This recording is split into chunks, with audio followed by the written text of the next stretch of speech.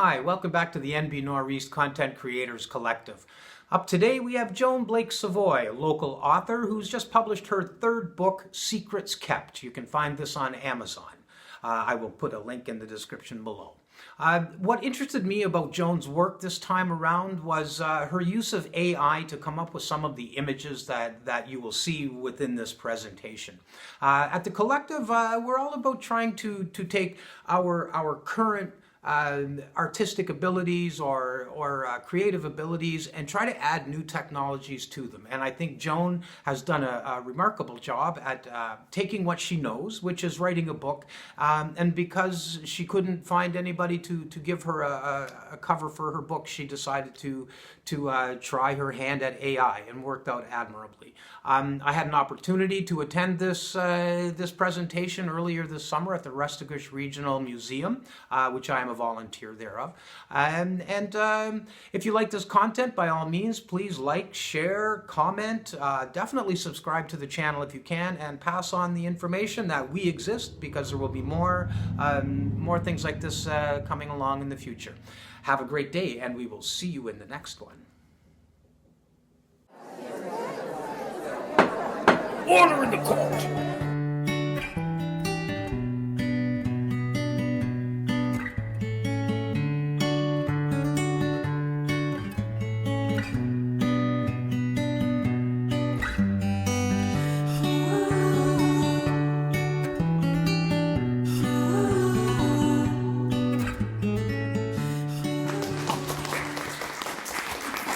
Just going to talk a little bit about this cover, because I've had a lot of people, before I start into the story, say, is this you, Joan? No, this is not me. This is AI, artificial intelligence. And there's a bit, people are the bad, the good, whatever about artificial intelligence. I can't draw. And I asked a few people about maybe doing a cover for my book, and they're very busy. They were very busy. One was my nephew's wife in Nova Scotia, and she knew what I wanted, but she was very busy. So last summer, I talked with Justin McCurdy, and he told me about this AI. And I thought, I don't know if I can figure that out.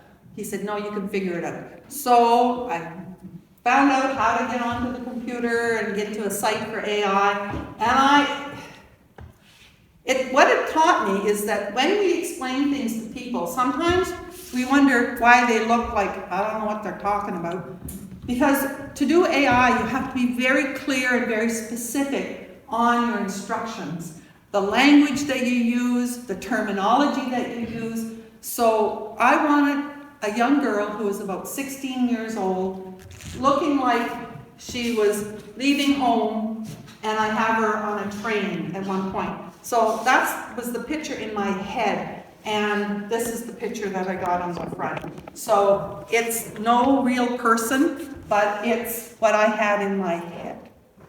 So why did I start this Secrets Kept?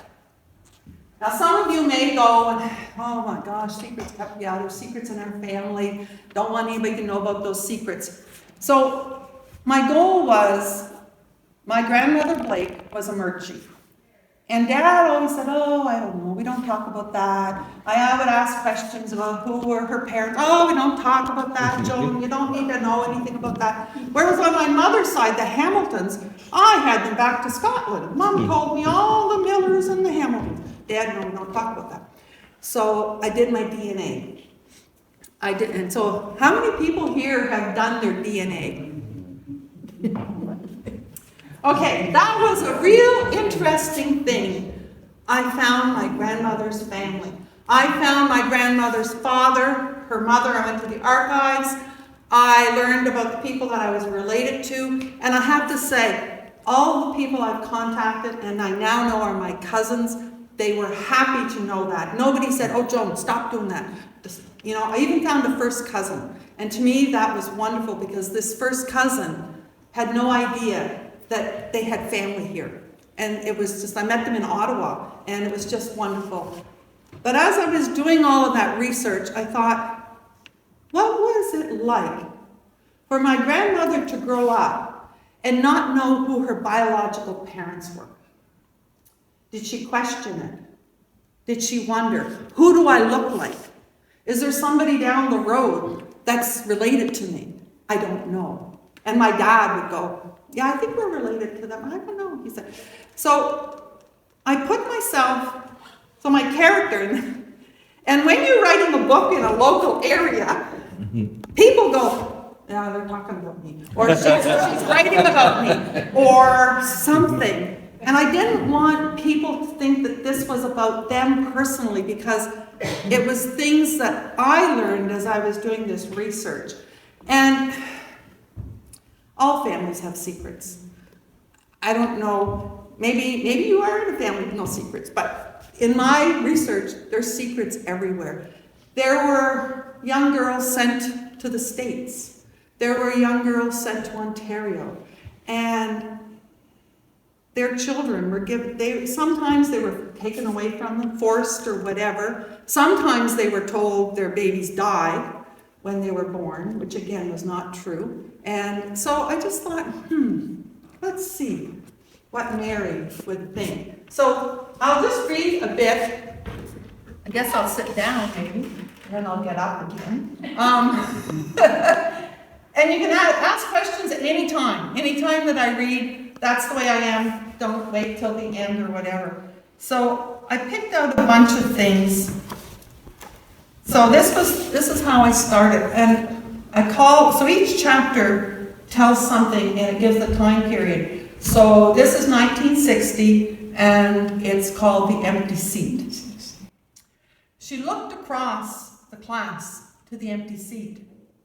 Mary had been gone for 2 weeks, and it was like she'd never been there. The other students didn't seem to notice Mary was missing, but Christine knew. It made her heart ache. They had been friends since grade 1, and now, with high school just around the corner, Christine needed her friend. Mary was outgoing, vibrant, and always happy. But now, Christine felt the loneliness of her best friend going to the home. She knew something was terribly wrong before Mary even spoke the words. Christine closed her eyes and listened to Mary's voice in her memory. Christine, Mary said, I need to go away. I'm going to work with my aunt in Summerside. Well, that's what my mom's telling everyone. But I'll tell you, it's not my aunt's place. I'm being sent to the home. The home. Christine knew about the home. It was where parents sent their wild girls. Or at least that was the rumor. But Mary wasn't like that. No, she wasn't wild. Mary loved life, and she lived it to the fullest. Some would say that was being wild, but Mary was caring, honest, and a trusted friend. Now she was gone. Well, sent away.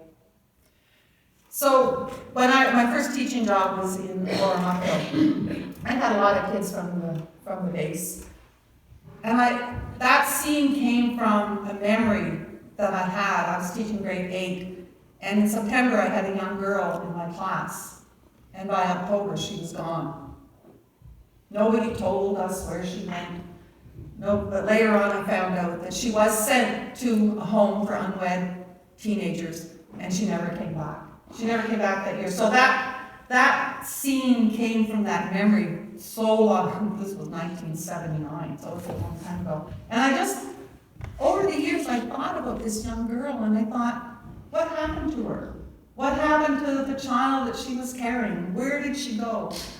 So sometimes in this story, there's flashbacks to things that I might have heard or people that I knew, and we all knew these stories. These are not stories that are new to anybody. I remember my mom telling me that she had a friend, she never said the name, and she had a friend who left and never returned. I'm assuming that person probably was sent away to have a baby and just stayed away. So in my book, I have a scene at the beginning, closer to the beginning, kind of, where Mary is now an adult in the year 2000 and receives a phone call from someone who says, "I'm your daughter." And that scene takes Mary back to when this all happened. Another chapter is called Taking the Train, 1960. "I said, get out," his voice bellowed, making her body tremble. "Well, what are you waiting for?" "I said, get out. Your ticket's been paid for, and the train is on time, so get out, so I can get back to work." Her father told his boss he had to run an errand, and he would be right back. He didn't tell the real reason he had to leave work. No. Now he was anxious to get rid of her and get back to his normal life. Yes, his normal life, and her mother's normal life. But what about her? There was nothing normal about what was happening to her. Pregnant and scared, she was only 16. And instead of having comfort from the people she thought loved her the most, she felt like a piece of baggage being shipped away, far away. That was what she was, just a piece of luggage. Tears welled in her eyes as she grabbed the door handle and let herself out of the car. She barely had time to get her suitcase out of the back seat when her father, without a word and not even a wave, drove off as if going to an emergency. Her parents told her she was never to write. She was now dead to them. And you know, as I wrote that scene, I could not imagine a parent doing that to a child. But I heard stories. One of my cousins that I met, he was the son of the one who had been adopted out. And this man, who when I looked at him, I thought, oh my God, I'm looking at my brother. But he said his father grew up in a family where he was made to work. He was not loved. And I thought, you know, this really happened. These are true stories. This is not something that we have to shut away. And I mean, I have 5 boys. I didn't have a daughter, but I could never imagine saying that to a daughter, go away and never return, because you love your children. But this happened. And I think back in the 60s, the 50s, the 40s, there was that shame of being pregnant. And I wanted to be Mary, and I'll tell you, writing some of this, I cried because I thought I've become Mary, and I can't believe my family don't want me anymore. Her parents told her she was never to call or write. She was now dead to them. How could parents say such things to their child? Maybe they would forgive her in time, but today she was sent away with no hope of returning. Mary walked into the station and looked around at the ticket counter. Her father told her the ticket was purchased and all she had to do was pick it up. So as I wrote this, I thought, okay, where's Mary going to go? I investigated where there were homes. They had them all over Canada. They were run by the Catholic Church. They were run by the Protestant Church. They were run by everybody. So there's no one religion that was perfect in any of this stuff that I found. And so I thought she's going to go to PEI. So she went to PEI. So she takes the ferry, she goes. And I call it Secrets Kept because there's 2 different secrets that intertwine with this one story about Mary. And I won't go into all of that because I don't want to tell the whole story, so you can read it if you read it, you know. Anyway. But she gets on the train and away she goes. And her father has given her a note, and that's it. Looking down at the note, Mary felt a tear roll down her cheek, and her chest felt heavy. Her father's handwriting. This would probably be the last note he would ever write to her. His words were very clear when he told her to get out of the car. He was ashamed of her, and she had brought disgrace to their family. He never wanted to see her again. Mary read the note for a second time. When she got off the train in Moncton, she was to look for a green car. A woman wearing a red dress and a green scarf will be waiting. Get in the car, say nothing. Don't tell where you're going or why. The woman wearing the red dress and the green scarf will drive you to the ferry terminal at Cape Porcupine. The note continued. Once you get to the ferry terminal, pick up your already purchased ticket, your walk-on ticket from the ticket counter. Say thank you, and then walk onto the ferry to Prince Edward Island. Once on the ferry, don't engage in conversation. Imagine how alone she must have felt. Don't say anything to anybody, having felt that her parents thought she had shamed them. She's only 16. Sister Agnes will be waiting for you, and you will reside for the duration of your condition at the home. Don't ask any questions or engage in conversation with anyone, and certainly don't tell anyone who you are and why you're making the trip. Just thought, how lonely that must have been for poor Mary. So when she gets off the train, off the PEI, so this Sister Agnes, now, I know some people said the sisters were bad people and that there was all this stuff and they hit you with glue. My husband tells me all kinds of crazy stories. But I didn't want to do that to my two characters are Sister Catherine and Sister Agnes. And I wanted there to be a person who took Mary and took her in and became the mother she so longed for. So Sister Catherine has her own secrets, but Sister Catherine becomes someone that Mary can trust. And I had J.J. Courier, John Jeffrey Courier, help edit this. Now, he was funny on many things. He said, Sister Catherine shouldn't be kind, and she shouldn't be this, and she shouldn't be mean, and she should be all of this. And I said, I can't have Sister Catherine being that person. I wanted Mary to have someone who she could confide in, someone who understood her condition, someone who sort of walked her through this pregnancy thing. Poor Mary, she knew nothing about what caused pregnancy. She goes into the office. Sister Catherine is a nurse, and she goes in and she sees these, charts on the wall about the growth of the baby, and she has no idea about any of that stuff. And I just wanted this Sister Catherine to be her mom. So I know some of you have read my book, and I hope I did that. I had a lot of comments back about how I made the people real.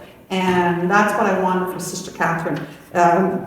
I took singing lessons at the convent down in Jacket River. Bless those sisters, I'll tell you. Anyway, there was one, and I really liked her. I wasn't that great of a singer, but she was really kind and she was really good. And so I kind of took my Sister Catherine as this nun that taught me, dear Lord, singing lessons.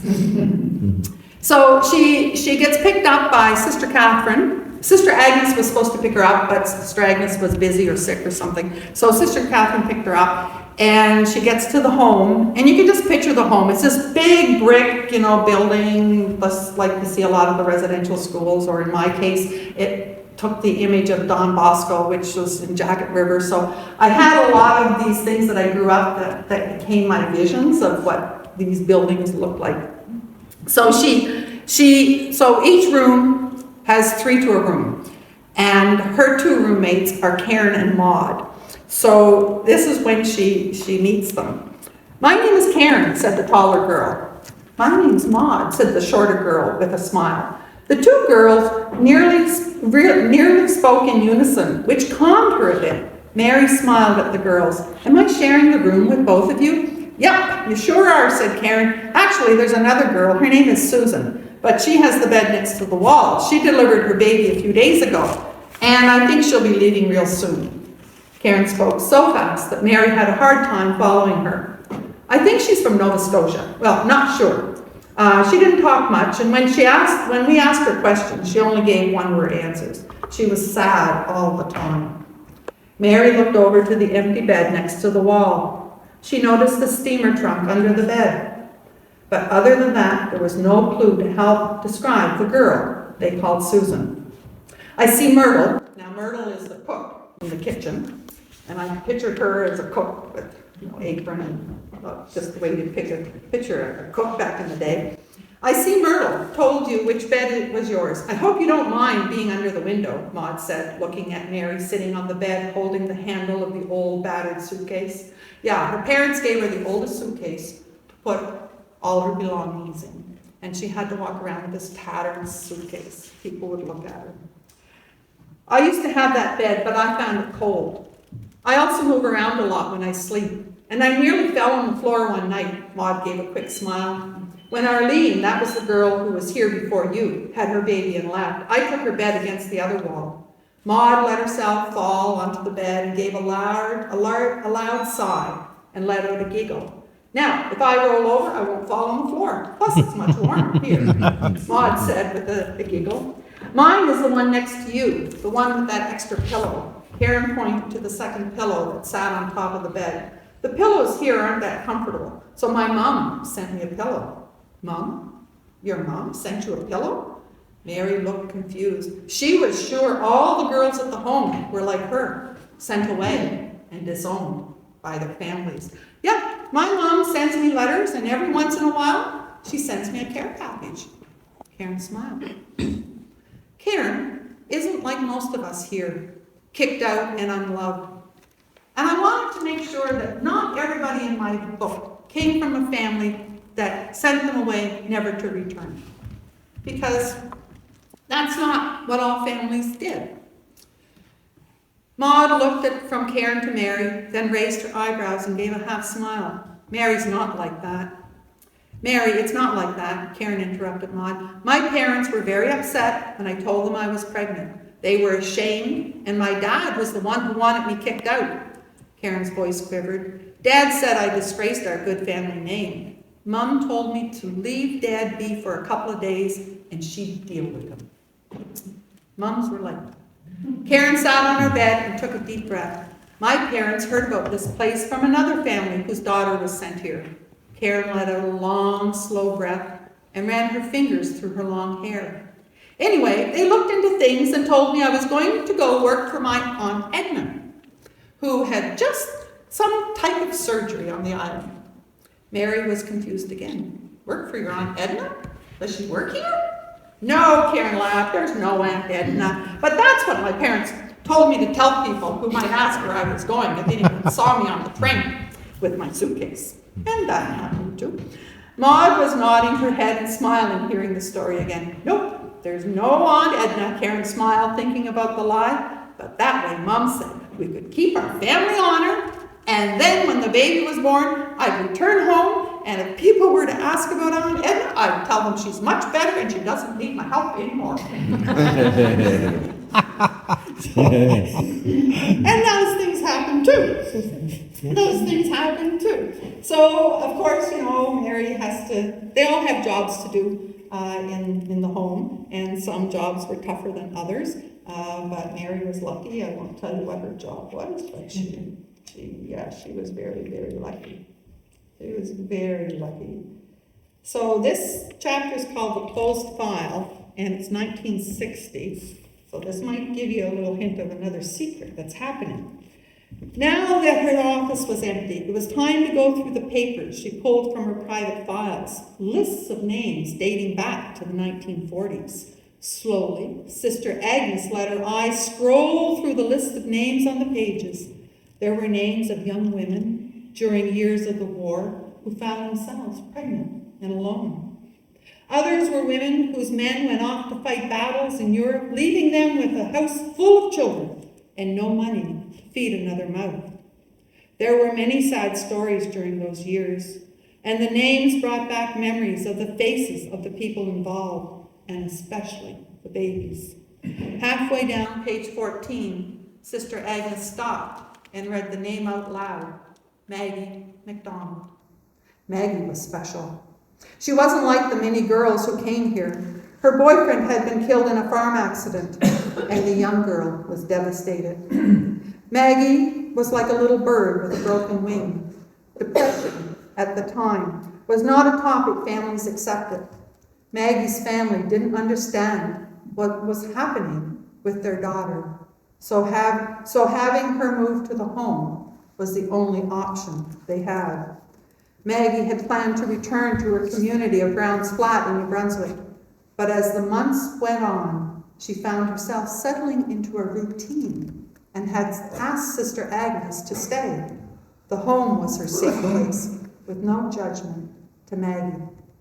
Sister Agnes, trained as a nursing assistant before joining the order, talked with Maggie about the possibility of enrolling in the nurse training course offered at the hospital. The idea of studying to be a nurse interested Maggie, but without money to pay, she knew such a thing was out of her reach. It was then that Sister Agnes had the idea of asking Maggie if she might be interested in joining the order. Are there any questions? Because I'll take questions too. This book took me 3 years to write. And it started off, I was in a writing group in Stittsville, at the library. And the guy who ran our writing group used to give you a word prompt. Okay? And the next week you would come with your story from that word. And most of these chapters started taking shape from the word that his name was John, that John would send out.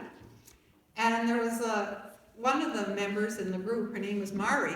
She said, Joan, you have to start putting those stories together, because they wanted to know every week what was going to happen to Mary, or what was going to happen to Sister Agnes, or to Catherine. So I thought, okay. So then I started putting things together, and of course they were just little stories like vignettes. And with the help of JJ Corrier and my sister Vivian, she said she read it. Half the time she said I had to put the book down because I was crying. I said, well, Vivian, I don't want to make you cry. But anyway, so she helped with that too. So they helped me bring the story together. And I really appreciated that, because when you're writing things, and a lot of writers tell me they might write the middle, and then they write the end, and then they might write the beginning. It's never like smooth. So I thought, okay, it's not really smooth. But anyway, it became the story, and it just kind of developed over 3 years. So the other girl in their room, Mary, was taking the place of this girl named Susan, who had her baby and was now to pack and leave. Mary was shocked. It was the first time she heard someone her age wanting to get pregnant. This was very different. I don't think I loved him, you know. Susan's voice became stronger as she spoke. Most say they love the guy, but I don't think I did. You see, I just wanted a baby. Mary couldn't stay quiet any longer. She just had to respond. You wanted a baby? Why? Susan was surprised by Mary's question and stared at Mary and asked, don't you want a baby? Susan's voice was sharp. Mary felt hurt by the words. Of course, Mary said. She knew she wanted a baby, but not now. She wanted a baby when she was older, married and living a comfortable life. Susan didn't wait for Mary to elaborate on her statement and kept on with her story. I wanted a baby. I just felt like I needed a baby. I taught at the adult high school for 16 years, and that was a story I heard from many of my adult moms. They didn't feel loved by the families that they grew up in, but if they had a baby, they would have somebody to love and somebody to love them. And that's kind of where I got that particular story. So a lot of my experiences over the years helped me create the characters that were in here. And I think with anybody who writes, it's in your imagination, but it's there because of something. It came from somehow, somewhere, your experience or whatever. The new girls, there were 2 of them that came to replace Maud and Karen, Martha and Sarah. Well, they weren't like Karen and Maud. No, Martha was loud and very sure of herself, while Sarah was small for her age and she cried all the time. They were as different as night and day. Mary was told Sarah was 15, but she looked 12. Sarah would lay in bed most of the day, curled up like a little child, deep in her emotional pain. Sarah was jumping and wouldn't let anyone touch her. So I thought, Sarah has a story. There's some story of why she's there. I won't continue that one. Martha, on the other hand, just the opposite. She was older than most of the girls who came to the home. Martha told the girls she was 19. This wasn't Martha's first trip to the home. Nope. Martha told Mary the first day we met her that having babies just happened to her. She told Mary she didn't want any of them and had no problem giving them away. She couldn't understand that, thinking if her parents had not sent her away, no, Mary loved her. Mary couldn't understand that, thinking if her parents had not sent her away and loved her like they once said, Mary would be keeping her baby, not giving it away. But after all these months, Mary still felt Derek. So Derek was I guess the term now is baby daddy. Felt Derek wouldn't be happy with her and the baby. But Martha seemed to brag about her first baby. It was a girl. She had the girl in her bedroom and didn't need a nurse or a doctor. No, Martha said the babies just slipped out. Mary didn't like to hear her talk that way because she made the delivery seem unimportant. Martha told the girls in the dining room one evening that she didn't even know who the father was, which was a hard thing for Mary to hear. Mary could see the shocked look of the girls, which told her Martha was definitely trouble. But I wanted Martha, even though that was Martha's background, as you go further, Martha becomes the one who takes Mary through labor. Martha's the one who shows the compassion. And I think this is another thing. Sometimes we look at people and they're rough on the outside and you get this stereotype, oh my God, but when you get to know that person deep down inside, they are the gentlest, most caring person, and they would go to bat for you, and they would, if anything happened to you, they would be right there beside you. So, we all have these prejudices, but we have to learn to look deep inside someone. So I wanted Martha to be that character for me, that when you look deep inside who she was a very caring and compassionate person. And I'll just have one more thing that I'll read, and it's called Sister Catherine Saying Goodbye, 1961. So Mary is pregnant in 1960, and the baby is delivered in 1961. Sister Catherine watched from inside the hallway. Her heart felt heavy as she watched Mary move towards the street. She had done a full medical on the girl and knew her physical health was good. But it was Mary's mental health that Sister Catherine worried about. When Abby LaPointe, so there's another character in Abby LaPointe in there, and she's going to be somebody who helps Mary on this path. When Abby LaPointe called telling her that Cora McMillan was able to find a temporary replacement for some housework, Sister Catherine felt relief. Sister Catherine knew Sister Agnes had no choice but to release Mary from the home. Still feeling that maybe Mary's family would come around, Sister Catherine took it upon herself to call the McPhersons and let them know that their daughter delivered a healthy baby girl, and Mary was recovering well from the delivery. Sister Catherine asked if the McPhersons had changed their mind about Mary returning home. Not expecting to hear the words that came through the long-distance phone call, Sister Catherine was shocked that parents could say such things about the child they had once chose to love. The McPhersons made it very clear that Mary was never to return home. They had come to terms with the fact that they didn't have a daughter anymore. And no, they weren't willing to welcome Mary back home. Sister Catherine knew she shouldn't have called, but she had heard such great things about the family that chose her baby daughter. She had to try. How cruel it all seemed to Sister Catherine.